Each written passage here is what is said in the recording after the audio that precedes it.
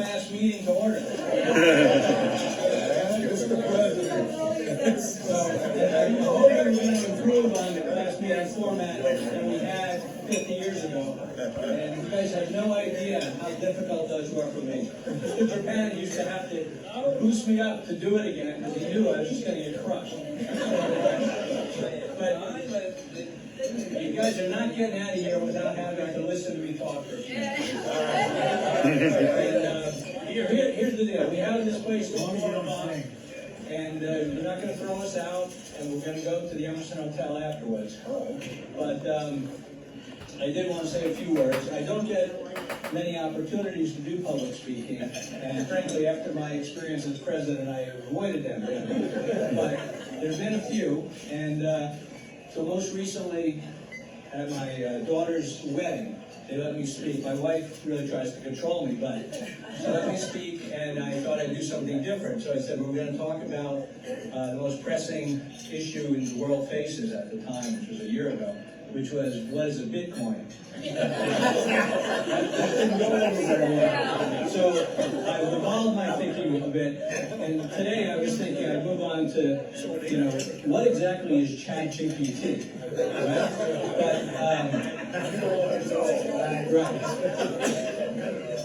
But I got bailed out by Ann Raphael, or you guys got bailed out. Although I have learned, by the way, an encouraging fact that AI cannot do jokes. So there's still a hope that someone's not alone. So Ann put in on the website the class superlatives, 1973. You guys familiar with those? So it's like most talented, class couple, most talkative, class clown. So you guys remember those? Okay, so I printed that out, and I was looking at that and thinking about, wouldn't it be interesting to do like a class superlatives 2.0? 50 years later. And so that's what I'm going to do. What's that?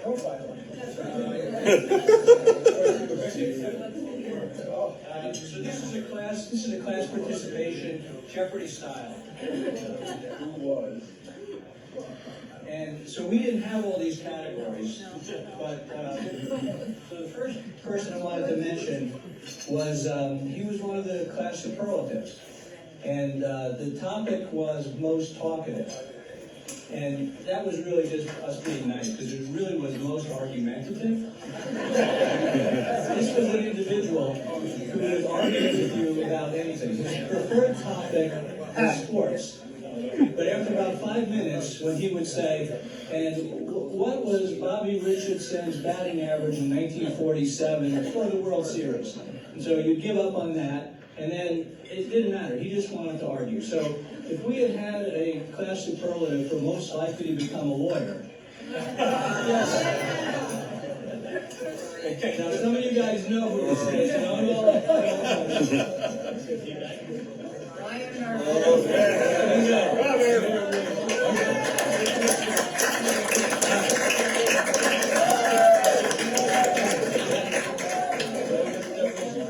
That was just a warm-up, just so you get the idea of how the game works. Okay? So, if you have a lawyer, what else do you need? Doctor. Okay. So this one starts out easy, but gets hard. Because we have multiple lawyers, we've got multiple doctors. So, first person I want to reference, very simple. Followed in his father's footsteps, brother's a doctor. We know who that is, right? Dr. Chasen. Right. And we all know who the real Dr. Chasen was and the role that he played in Emerson. Incredible. Incredible man. But we're not done with the doctor thing. So this next person, if we had most likely to be a doctor, it would have been Stu. But this next person, I don't think would have been, elected most likely to be a doctor. But he became a doctor, and he also became one of the leading pediatric cardiologists in the country. Vinny's out. And Vinny's not here today because he had planned a vacation in Europe 3 years ago with his wife, and so I guess I should have said that one of the reasons I'm doing this is to make you all aware of the accomplishments of people in the class, which I think are really impressive. So the next person I wanted to talk about is also in the medical field. And this one, I don't think we would have ever gotten, would have been most likely to become a PhD.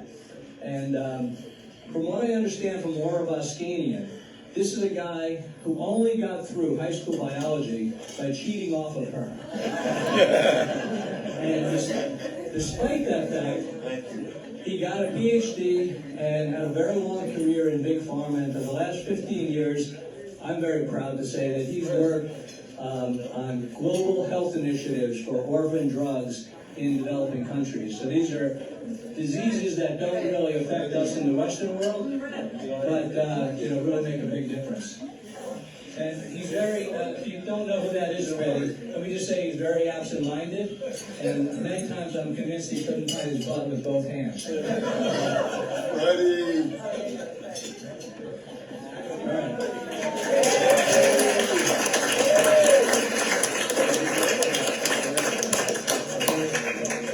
Okay, so now we've got some under the talented area. And the next person the next couple of people were extremely talented. And I was looking at the superlatives, and this girl, young lady, was one of our most talented.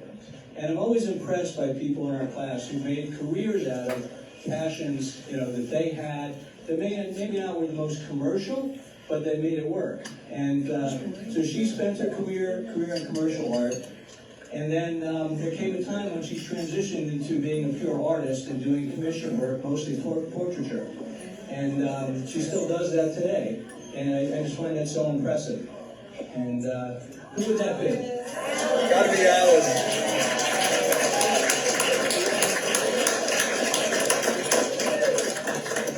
And I have to say that I was talking to someone this week, and I told him that Pat Carson was going to be here today. And he said, well, make sure you tell Pat Carson that her favorite student says hello.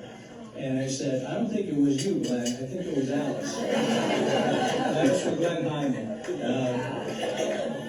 Okay, so the next person, this person is very talented. He didn't get anything on our class superlatives. Nothing. Right? He got wiped out.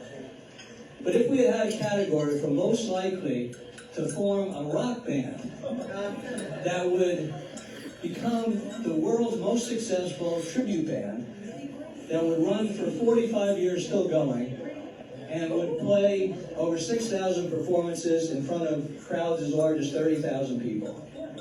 Blows me away. And he's not here today because they haven't been.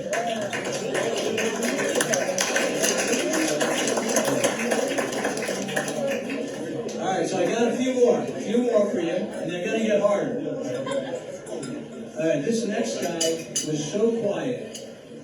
We hardly knew he was in the class. He wasn't one of the class superlatives. But if we had had a vote for most likely to become a magician and a toy designer. So I knew the history of this guy, but I didn't know it well. And about 10 years ago, there was a profile, a long article in the Wall Street Journal about him. Told the whole story about what he had accomplished, all the patents he had, and all the products that he had created. And just an extraordinary career following his passion. All right,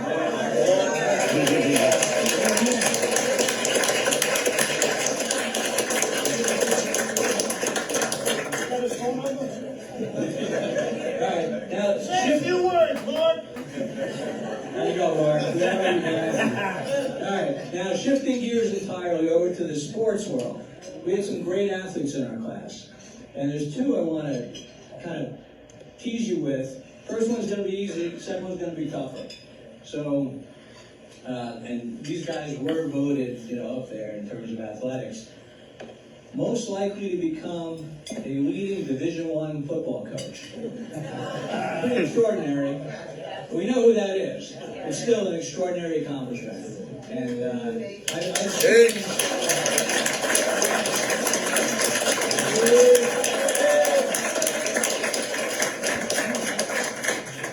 I've seen Kevin's work up close, and he doesn't just teach young boys how to play football, young men. He teaches them how to be good men, and it's very impressive.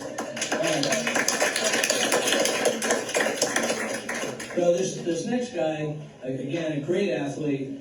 He didn't stay in athletics, got out of school, went into the construction industry. I said, okay, that makes sense. And he moved up in construction, and he became a project manager on some really interesting projects. And I was always impressed talking to him about what he did.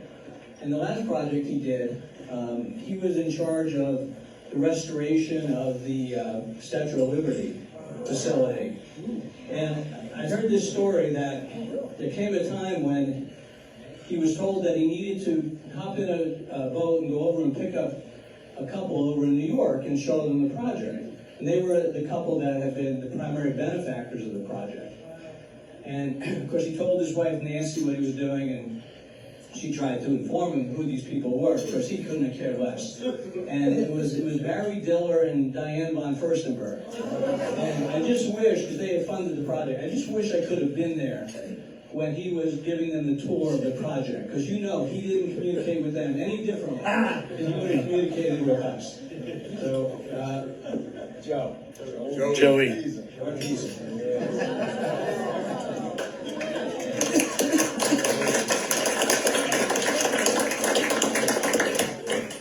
We got a couple more here. By the way, Joey Ortiz scored every single point in 1973 football. Every single point. If we didn't have Bob Hall scored a touchdown. It's good that you're here, Jimmy. Okay, so I have to say one other thing about Corteza. I'm sure most of you watch Corteza play football. And I always found it to be remarkable, because I think he loved it so much because he was allowed to hit people. And he didn't run with the ball, and you could see that he's on offense, they're on defense. They're trying to tackle him, but he's hitting them before they're hitting him. And I always thought to myself, is he going to remember he's supposed to hold on to the ball? He's so busy hitting those other people. All right, we got a couple more here. Now, this next guy, and we're switching gears completely. This next guy was not athletic. And I don't think you'd be offended by me saying that. And he was very talented. He was voted most cynical in the class, and I'm still convinced there was some election interference going on there, because I thought I had that sewn up. He beat me out. So he would have needed a superlative to most likely to become a Hollywood screenwriter. And so he went on to write a very successful movie and a sitcom.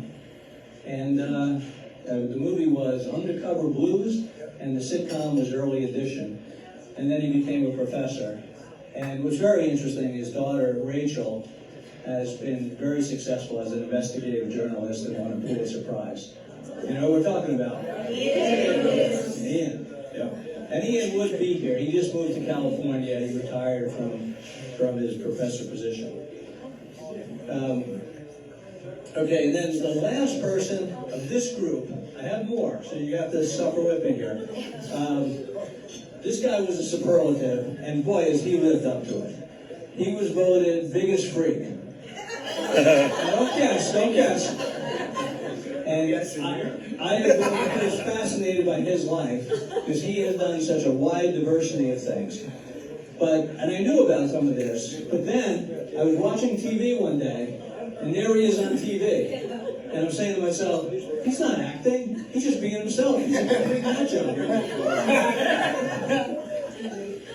So he was a reality TV star, he's a lawyer, and God knows what else he is. He also looks like Jerry Garcia. And he's here with us.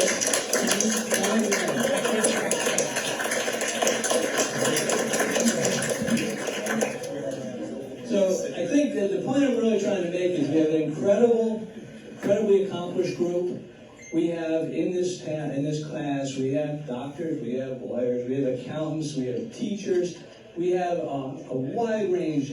And some of you are thinking, I'm sure, well, yeah, Peter, but what about, we should have had a superlative most likely to go to prison, right? And let me just tell you, by the way, he's not here today. He's in Florida at Disney World with his grandkids. And so the point I'm making is, we have people who become integral parts of their community. They have contributed in many ways, and I've found that very impressive. I'm proud to be part of the group.